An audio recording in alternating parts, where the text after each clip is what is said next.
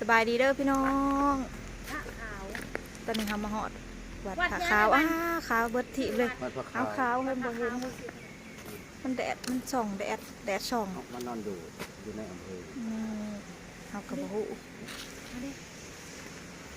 มากัน4 คนพี่น้องวังวัดผาขาวมัดฉายังบ่ทันหูเถื่อนเนาะ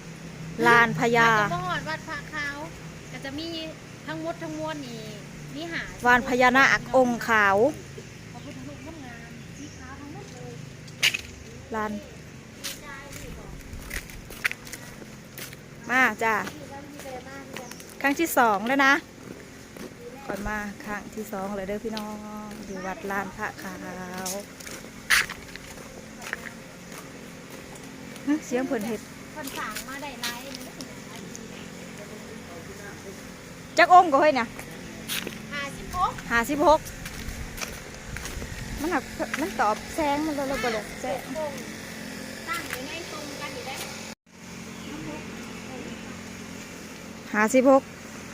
56องค์ป้าอันนี้เขาเจ้าเห็ดคักอะไรอ่ะเอานางเอกก่อนพี่น้องเอ้ยตัดออก2 56มีอยู่6แถวละ10ตัดออก2ฝุ่นเอาไป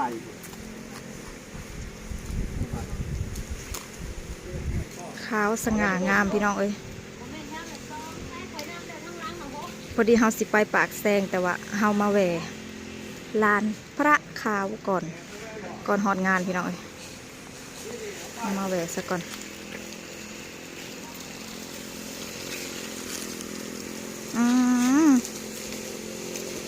สง่างามเหลือเกิน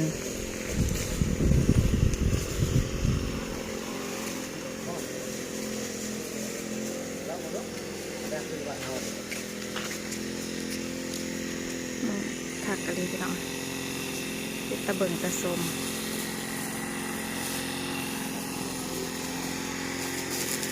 ปลาของใหญ่พี่น้อง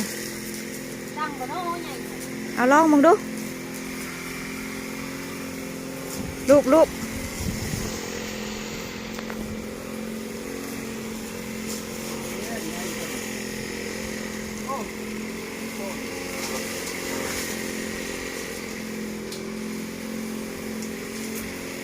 เสียงมวนสำได้ลูกมึงดู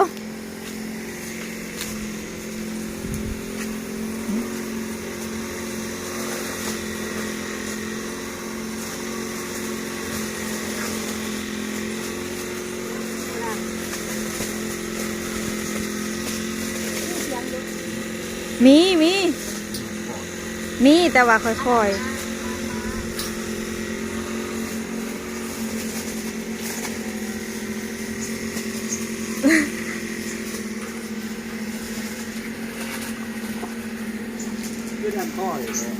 เด้เพิ่นกำลังดัง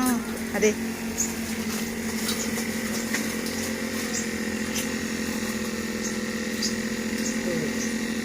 ข้อมันเฮาเฮ้ยข้อมันเฮาดังมาเลยเว้ยแห้งเลยมันกำลังดังเพิ่นกำลังดังอยู่จะค่อยๆเพื่อเพิ่นสิมาเนาะ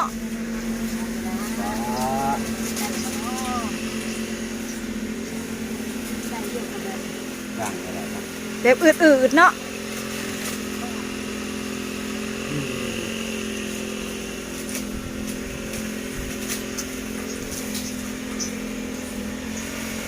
คนละคนเขาเจ้ากับลูกทางโกนได้ลูกอยู่บ้านโคตรมีแต่ลูกโคตรว่าลูกก็ได้มีสูงบางคนเขาเจ้ากับลูกทางโกนดังอยู่ดังทำนี้ได้ทำนี้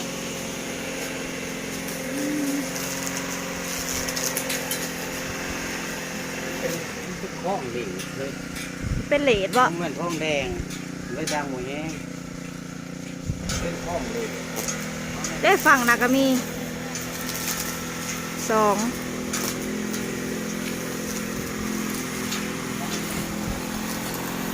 เป็นบัวระบาดพี่น้องตัดหญ้าคักอะไรฟังนะก็มี2ฝั่งเป็นข้องเลดก็ละฝั่งข้องเลดเขาลอกข้องเลดแม่นบ่แม่นเขาลูกบ่ทังเลย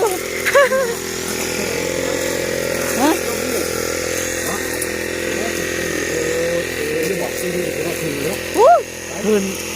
ไปชมวิว หอดบ่เนาะ ป้ามาสิขึ้นฮอดบ้านนี่พี่น้องพวกแน่ชวนขึ้นฮอคอยเพราะว่า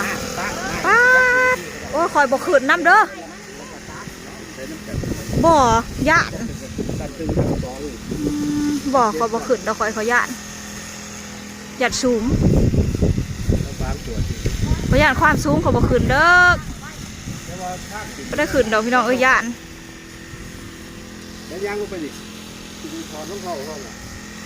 บ่ขึ้นดอกสิทายอยู่ลุ่มพี่ละ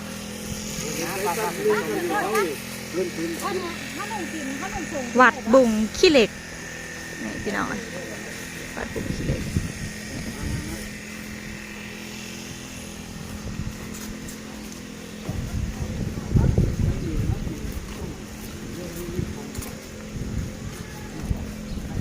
บ้านถือไข่เอง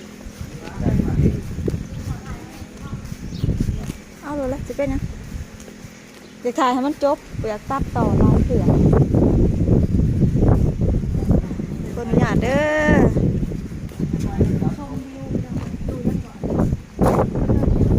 หอคอย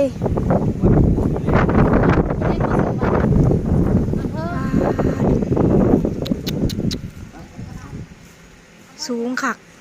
พี่น้องเอ้ย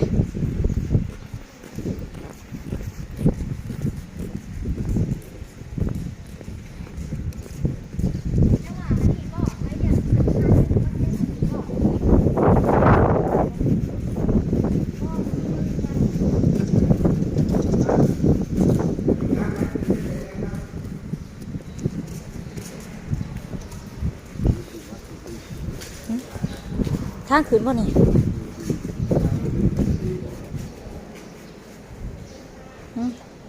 เฮาบ่ได้ใส่อันผ้าถุงก็ขึ้นบ่ขึ้นได้บ่เลย ใส่กางเกงขึ้นได้บ่แม่ใส่กางเกงขึ้นได้เยอะ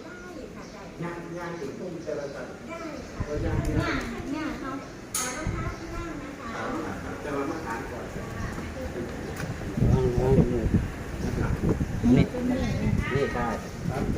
ที่วางรองเกิดเดี๋ยวเตะวาง เอาไว้หลุมก็ได้กด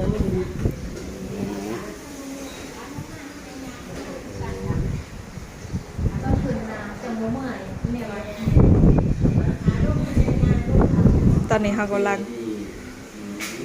ขึ้นหอคอยกันพี่น้องสิได้เลย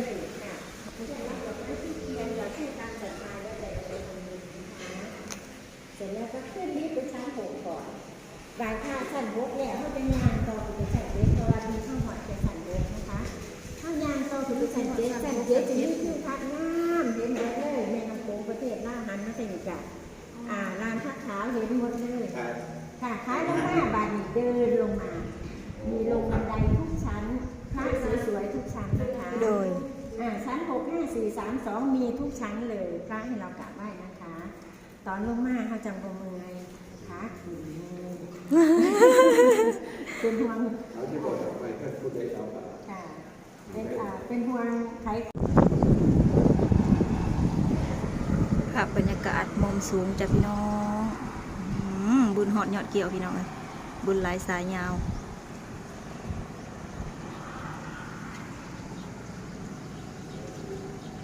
นะ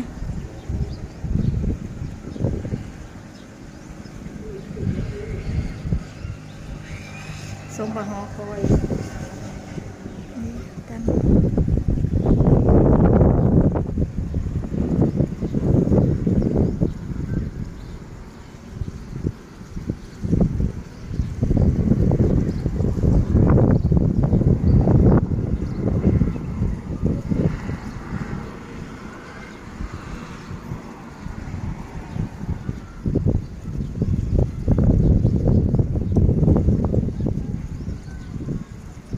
เห็นเบิดเลยพี่น้อย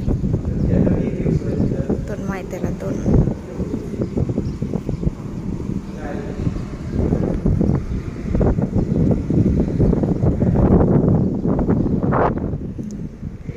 เอาขึ้นลิฟต์มาได้พี่น้องเอ้ย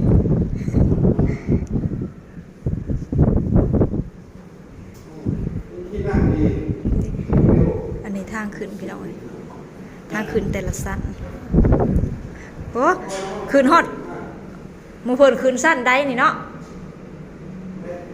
อ่ะถ้าคืนน้ำล้างดอก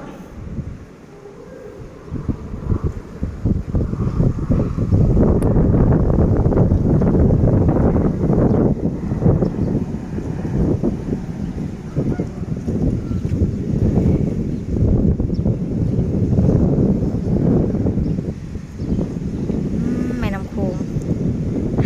น้ำคลองที่เฮามันขามมาเลยค่ะพี่น้อยเห็นเบิดเลย